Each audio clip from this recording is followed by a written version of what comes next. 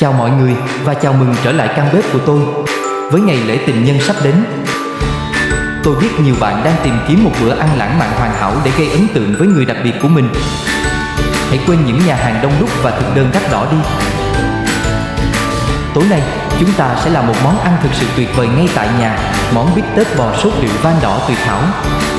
Món ăn này trông và có vị như đến từ một nhà hàng 5 sao, nhưng tôi hứa, nó lại dễ làm đến bất ngờ. Trước hết, hãy nói về nguyên liệu chính, miếng bít tết bò.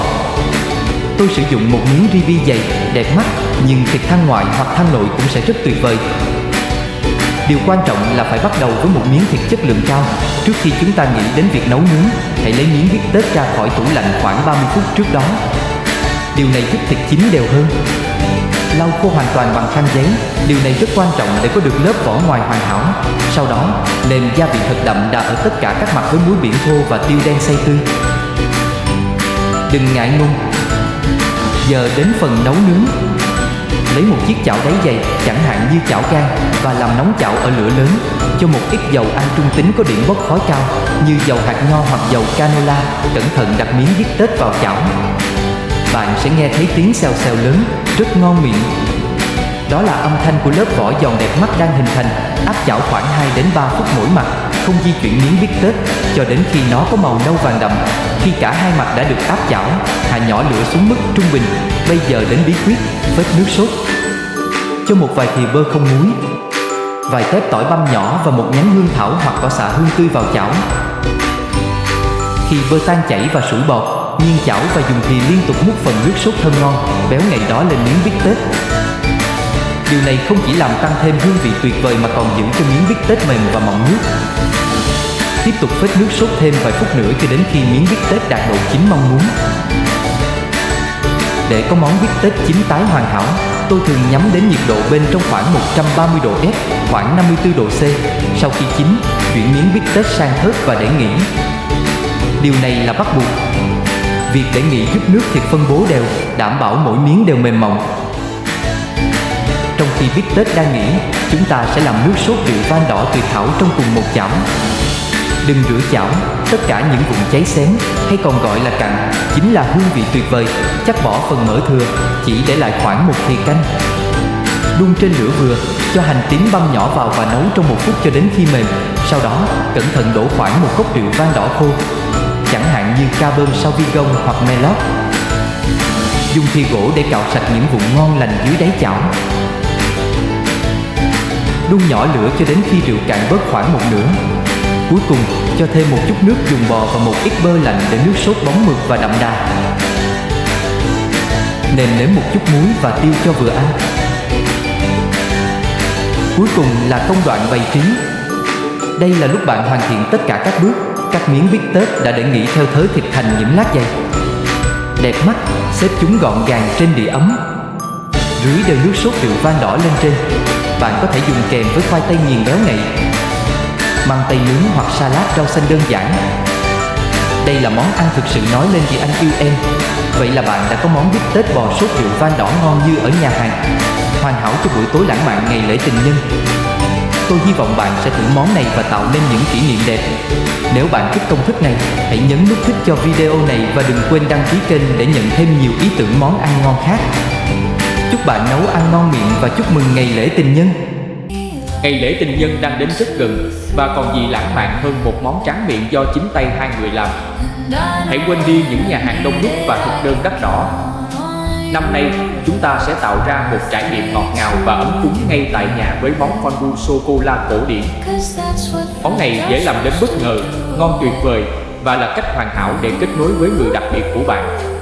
Vậy thì, hãy cùng tăng thêm sự lãng mạn và bắt tay vào nấu nướng nào. Trước tiên, hãy chuẩn bị các nguyên liệu để nhúng. Chìa khóa của một món fondue ngon là sự đa dạng và tươi ngon. Tôi sẽ thái những quả dâu tây mọng nước, chuối ngọt và táo giòn. Hãy thoải mái sáng tạo ở đây. Hãy nghĩ đến kẹo dẻo, bánh quy mặn, bánh bông lan cắt khối, hoặc thậm chí là những miếng bánh brownie nhỏ. Sắp xếp chúng thật đẹp mắt trên đĩa. Một mâm đầy màu sắc không chỉ trông tuyệt vời mà còn làm cho trải nghiệm thêm phần thú vị và tương tác. Việc chuẩn bị này cũng là một phần của buổi hẹn hò, một chút hợp tác trước khi được thưởng thức phần thưởng ngọt ngào. Và bây giờ đến phần quan trọng nhất, sô-cô-la. Để có hương vị đậm đà nhất, tôi khuyên bạn nên sử dụng sô-cô-la đen chất lượng cao, loại có ít nhất 70% cacao. Bẻ sô-cô-la thành những miếng nhỏ, đều nhau để nó tan chảy dễ dàng. Chúng ta sẽ sử dụng phương pháp đun cách thủy. Nếu bạn không có nồi đun cách thủy, đừng lo lắng. Chỉ cần đặt một bát chịu nhiệt lên trên một nồi nước đang sôi nhẹ, đảm bảo đáy bát không chạm vào nước. Cho các miếng sô-cô-la vào bát. Khuấy nhẹ nhàng và từ từ sô-cô-la khi nó bắt đầu tan chảy. Bạn sẽ thấy nó biến thành một dòng chảy mịn màng, bóng bẩy và thơm ngon.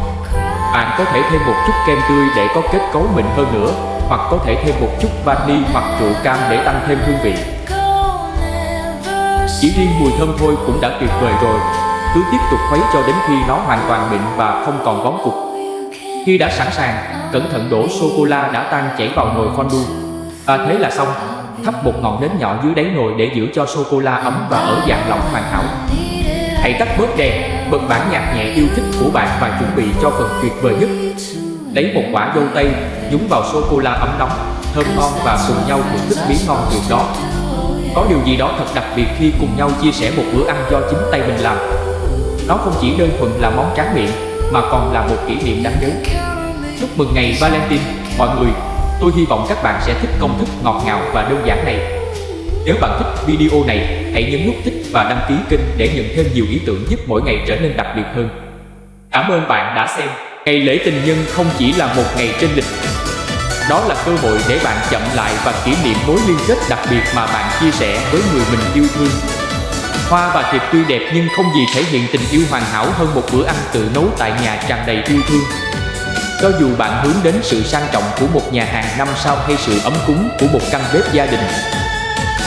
Món ăn thứ ba này được thiết kế để chạm đến trái tim thông qua vị giác. Hãy để những công thức này là bí quyết cho đêm lãng mạn nhất của bạn. Món mì Ý hải sản mang hương vị tinh túy của đại dương, mang đến một món ăn nhẹ nhàng nhưng tinh tế, gợi nhớ những kỳ nghỉ lãng mạn bên bờ biển. Nguyên liệu: 200g mì Ý, 150g tôm tươi, 150g mực, 100g vẹt xanh, 2 quả cà chua chín, 1/2 củ hành tây, 2 tép tỏi, vài lá húng quế tươi, rượu vang trắng, dầu ô liu, muối, tiêu, ớt bột. Luộc mì Ý trong nước muối khoảng 8 đến 10 phút cho đến khi chín tới, al dente, vớt ra, để ráo nước và trộn với một ít dầu ô liu. Tam sắc hải sản, cắt mực thành khoanh và bỏ chỉ đen cho tôm. Cắt nhỏ cà chua và hành tây, băm nhỏ tỏi. Đun nóng dầu ô liu, phi thơm tỏi, cho hải sản vào cùng một chút rượu vang trắng để khử mùi tanh, sau đó vớt ra và để riêng. Trong cùng chảo đó, xào hành tây và cà chua cho đến khi mềm thành sốt, nêm muối, tiêu và ớt khô. Cho mì và hải sản trở lại vào sốt, đảo đều trong 1 phút để mỗi sợi mì được phủ đều sốt. Cho ra bát nông, xếp hải sản lên trên, trang trí với húng quế tươi và một chút tiêu đen xay. Chung kèm với bánh mì tỏi và thưởng thức khi còn nóng hổi.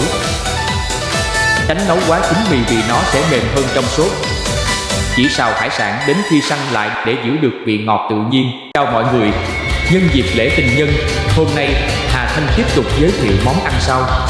Cá hồi sốt mật ong chanh dây. Cá hồi sốt mật ong chanh dây là sự kết hợp hài hòa giữa vị béo ngậy của cá hồi và vị chua thanh của chanh dây, tượng trưng cho những tầng lớp tình yêu nồng nàn.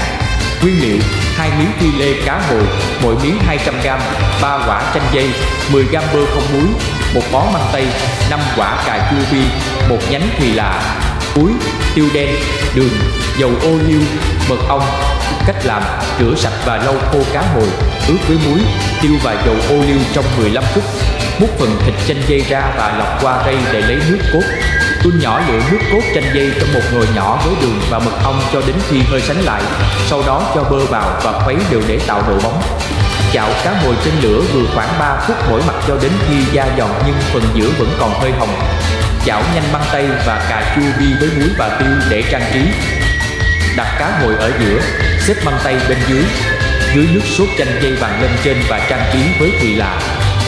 Chung kèm với salad rau mầm để cân bằng độ béo ngậy.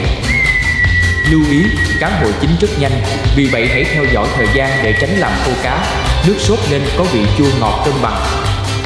Cảm ơn bạn đã dành thời gian xem. Tạm biệt và chúc bạn những bữa ăn ngon miệng và ấm áp. Hẹn gặp lại bạn trong video tiếp theo chia sẻ một món ăn ngon. Chào mọi người, hôm nay Hà Thanh tiếp tục giới thiệu món ăn hấp dẫn dành cho dịp lễ tình nhân là sushi và sashimi tình yêu.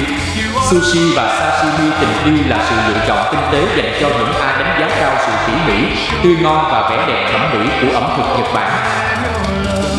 Nguyên liệu: 200g cá hồi tươi loại sashimi, 100g cá ngừ, 2 con tôm lớn, một bát cơm sushi đã nêm gia vị, 2 lá rong biển, nori, 1/2 quả bơ chín. Chấm Nhật Bản: đường, muối, nước tương, wasabi, gừng ngâm, trộn cơm ấm với giấm, đường và muối, sau đó để nguội đến nhiệt độ phòng. Cắt mỏng cá hồi và cá ngừ thành những miếng đều nhau để làm sashimi. Cuộn sushi maki với rong biển, cơm, bơ và cá hồi, sau đó cắt thành những lát tròn đều nhau. Cuốn nhẹ một ít cơm và đặt các lát cá lên trên để tạo thành nigiri. Chất sushi và sashimi lên một chiếc thuyền gỗ hoặc một đĩa sứ đen bóng, trang trí với lát bơ và gừng. Chấm nhẹ cá vào nước tương pha wasabi để cảm nhận vị tươi ngon tan chảy trong miệng. Hãy ăn một lát gừng ngâm chua vừa các món cá khác nhau để làm sạch vị giác.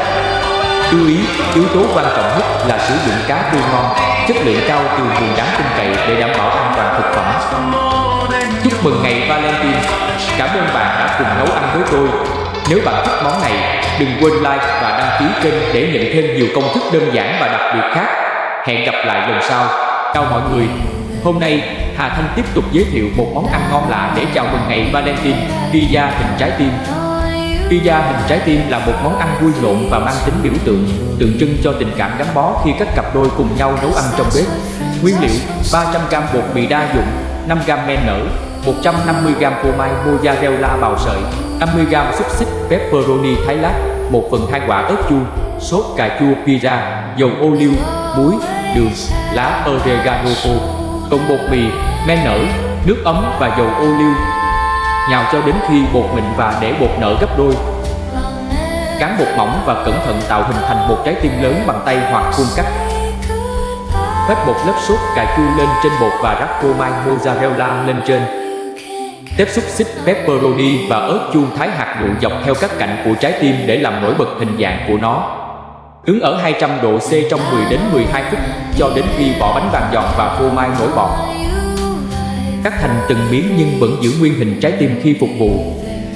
Thưởng thức khi còn nóng, lúc phô mai còn dai, ăn kèm với tương ớt hoặc sốt cà chua. Lưu ý, đảm bảo phần viền hình trái tim dày hơn một chút để bánh pizza giữ được hình dạng sau khi nướng. Cảm ơn các bạn rất nhiều vì đã cùng nấu ăn với mình hôm nay. Mình hy vọng bạn và người yêu của mình sẽ thật sự thích món này. Đừng quên like, subscribe và nhấn vào chuông thông báo để nhận thêm nhiều công thức nấu ăn ngon khác nhé. Chúc mừng ngày Valentine! Chào mọi người! Hôm nay, Hà Thanh tiếp tục giới thiệu một món ăn ngon và độc đáo khác để chào mừng ngày lễ tình nhân, súp bí ngô kem. Súp bí ngô kem với màu vàng óng và kết cấu mịn mượt sẽ mang đến một khởi đầu ấm áp và dễ chịu cho một buổi tối lãng mạn. Nguyên liệu: 500g bí ngô, 100ml kem tươi, một củ hành tây nhỏ, một tép tỏi, 500ml nước dùng gà, một lát bánh mì trắng, bơ không muối, muối, tiêu, dầu ô liu. Cách làm: gọt vỏ và cắt bí ngô thành khối vuông, băm nhỏ hành tây và tỏi. Cào hành tây và tỏi trong bơ, cho bí ngô vào đảo nhanh, sau đó đổ nước dùng gà vào và đun nhỏ lửa cho đến khi bí ngô mềm. Dùng máy xay sinh tố xay nhuyễn hỗn hợp, sau đó lọc qua rây để có được kết cấu hoàn hảo. Cho súp trở lại nồi, khuấy đều kem tươi, nêm muối và tiêu, rồi hâm nóng nhỏ lửa mà không đun sôi. Cắt bánh mì thành khối vuông nhỏ và chiên trong bơ cho đến khi vàng giòn để làm croutons, bánh mì nướng giòn. Úp súp ra bát, chan một chút kem lên trên, trang trí với croutons và tiêu đen. Dùng nóng với bánh mì nướng tỏi ăn kèm.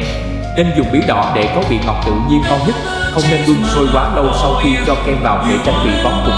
Cảm ơn các bạn rất nhiều vì đã cùng nấu ăn với mình hôm nay. Mình hy vọng bạn và người yêu của bạn sẽ thật sự thích món này. Đừng quên like, subscribe và nhấn vào chuông thông báo để nhận thêm nhiều công thức nấu ăn ngon khác nhé. Chúc mọi người một ngày Valentine vui vẻ. Chào mọi người! Hôm nay, Hà Thanh tiếp tục giới thiệu một món ăn ngon và độc đáo khác để chào mừng ngày Valentine: salad dâu tây và phô mai burrata. Salad dâu tây và phô mai burrata là món khai vị tươi mát, mang đến khởi đầu thanh lịch cho bữa ăn Valentine của bạn. Nguyên liệu: một quả phô mai burrata, 150g, 200g dâu tây tươi, 50g rau arugula non, 20g hạt dẻ vừa giã nhỏ hoặc hạt nhân thái lát, sốt balsamic, mật ong, dầu ô liu, muối, tiêu. Cách làm: rửa dâu tây, bỏ cuống và cắt đôi, giã nhỏ hạt dẻ cười. Rửa rau arugula và làm khô. Trộn đều sốt balsamic, mật ong và dầu ô liu. Trải rau arugula lên đĩa, đặt phô mai burrata vào giữa và xếp dâu tây xung quanh phô mai. Tưới sốt balsamic lên trái cây và rau xanh. Sau đó cắt hạt dẻ cười, muối và tiêu. Bẻ đôi quả phô mai burrata ngay trước khi ăn để phần kem bên trong chảy ra và hòa quyện với dâu tây. Thưởng thức món salad này như một bản giao hưởng của hương vị ngọt ngào, chua dịu và béo ngậy. Hãy chọn dâu tây chín mọng và phô mai burrata tươi ngon để đảm bảo kết cấu và hương vị tốt nhất. Cảm ơn các bạn rất nhiều vì đã cùng nấu ăn với mình hôm nay. Mình hy vọng bạn và người yêu của bạn sẽ thực sự thích món này. Đừng quên like, subscribe và nhấn vào chuông thông báo để nhận thêm nhiều công thức nấu ăn ngon khác nhé. Chúc mọi người một ngày Valentine hạnh phúc.